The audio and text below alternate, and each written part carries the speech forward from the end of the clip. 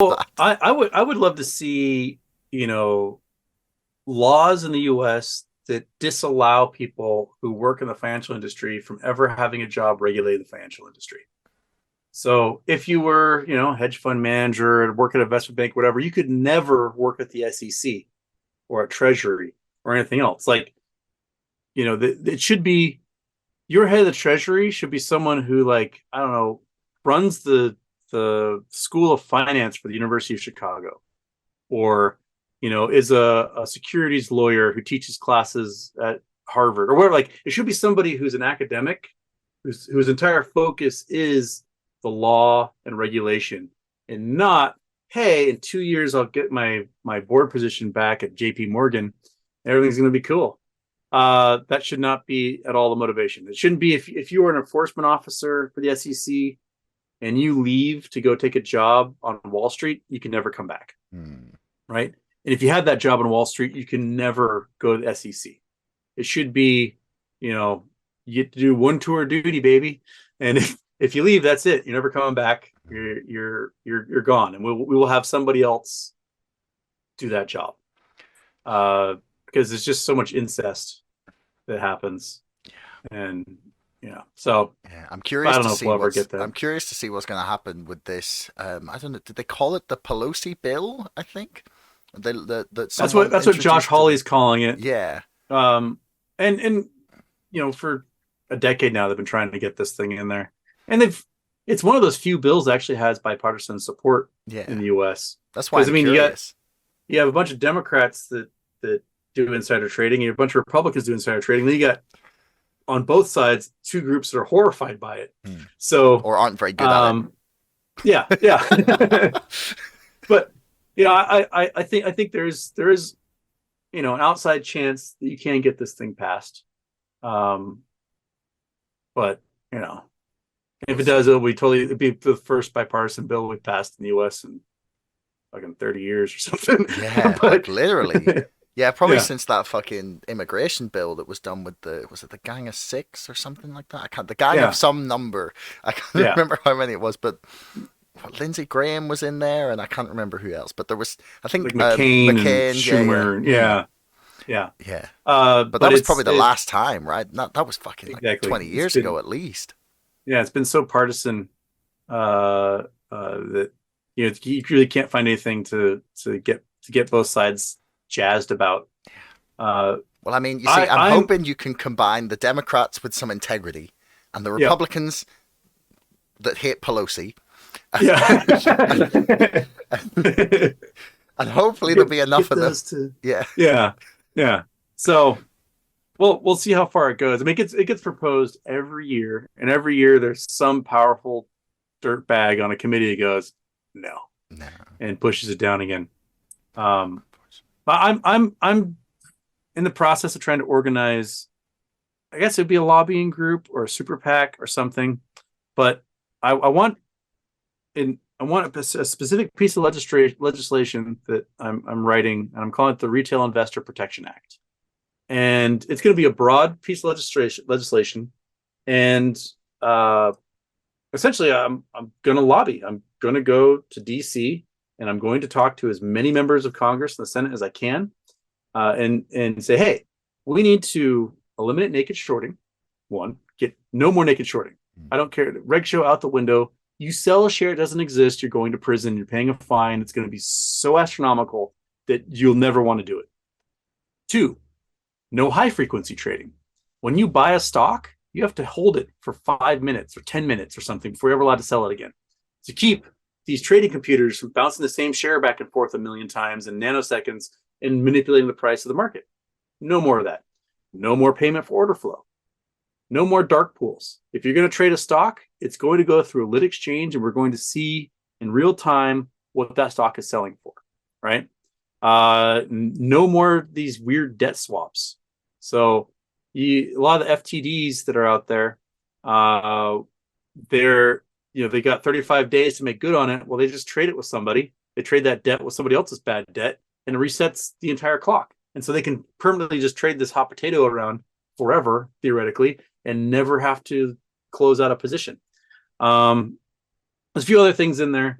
but essentially just leveling the playing field so that you can't have someone like Citadel who's running 40% of all trades through their market maker and then very obviously front loading their trades with their hedge fund. And okay, this stock's going to trade for a whole bunch. How about hedge fund? You just buy a bunch of it right now, and then we'll make a ton of money in the next 40 nanoseconds when all these retail traders we process their retail trades.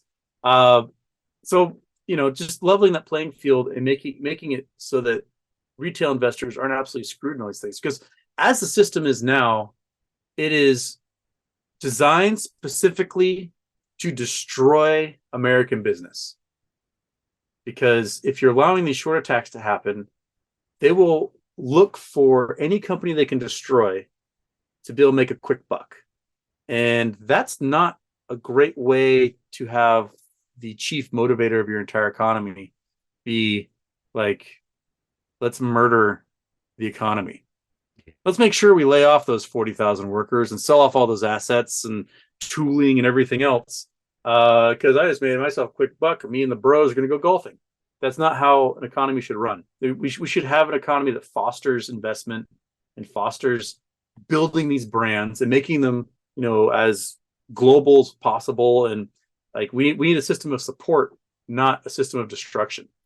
And so that's kind of the big thing I'm trying to work towards now. I got to figure out, how to file, not go to jail for taking money, and lots of things that I don't know how to do yet that I got to learn. Well, I mean, But you laid out earlier how you can make plenty of money off of people. yeah. Just make sure you do it. First thing I'm going to do is I'm going to screw over all the retail investors, take all their money, and then I'm going to fix the system with it. Yeah. Exactly. And to be honest, the naked shorting is just like one bit of it. Like you got just Exactly. private equity, fucking Mm-hmm. speculation. I mean, the private equity alone right now is destroying our entire food supply. Like we've got like 4 companies that control all the meat and dairy almost in the entire world at this point. And they are pushing out all the small players or buying them up. Like we had these brothers out of Brazil, the Batistas. They bribed the Brazilian government to take out billions in loans that they didn't qualify for, and they used those billions of dollars to buy up like all the meat producers they could in the United States. And so, like, you have what's called a monopoly of these companies, but also it's a I can never say this right, monopsony, which is there's only a few buyers. So like there's only a couple of grocers now left in the whole US. You've got Albertsons, Kroger, which are merging, and you got like Walmart, and that's pretty much it. And Walmart can say to these meat producers, like, hey, lower your prices or we're not going to buy your meat. And the meat producers are like, well, we can't afford to lower our prices. We've lowered them. We're paying slave labor basically to like pack this chicken. Yeah. And Walmart says, yeah, but if I don't buy your meat, then who will? And they go, oh, shit. I guess we have to like start losing money like crazy because that's the only way we'll get any money. And so the monopsony is when you have only a few buyers for a particular thing because you don't have no diversity in the market anymore. And the Safeway, Albertsons, and Kroger are all merging to make essentially one grocery chain across the entire United States. And this is the type of like lack of competition that leads to, egg prices being insane. Like, yeah, there's bird flu. It's the literal monopolies that they complain about with communism. It's literally exactly, they're literally creating the exact same fucking conditions at home. Yeah, and bird flu. Yeah, it's happening. It's affecting these things. But guess what? Egg producers are making the highest profits they've ever made. So, there's only like 2 egg producers in the whole country. They all these small farmers are beholden to these like very few consolidated companies, these food companies, and it's when you fuck with the food supply, you lose the people, right? Yeah. Like even Joffrey Baratheon learned that. Exactly, yeah, like yeah. So there's going to have to be some sort of antitrust battle, and and that basically breaks the stuff up into 1,000 different pieces. I mean, it's not going to be enough to be like, okay, we're going to break you up into 3 companies. You're going to be a chicken company, a beef company, and a dairy company or something. That's not going to work. You're going to have to be like, okay, there's going to be 1,000 beef companies, 1,000 chicken companies, 1,000 pork companies, 1,000 dairy companies. And you're just going to have to just break it up into a million billion little pieces and then put a cap. Like no one can control more than 10% of the market, something like that. And whenever you get to 10% of the market, we're going to break you up into 500 more companies again. Congratulations. I mean, it might be the only way to stop these corporate monopolies from growing and growing and growing. Yeah. Hey everyone, thanks for making it right the way to the end of the podcast. I love that you tuned in this long. Do me a favor, hit subscribe, because 80% of you bastards are not subscribing, but you're watching my videos. See you next time.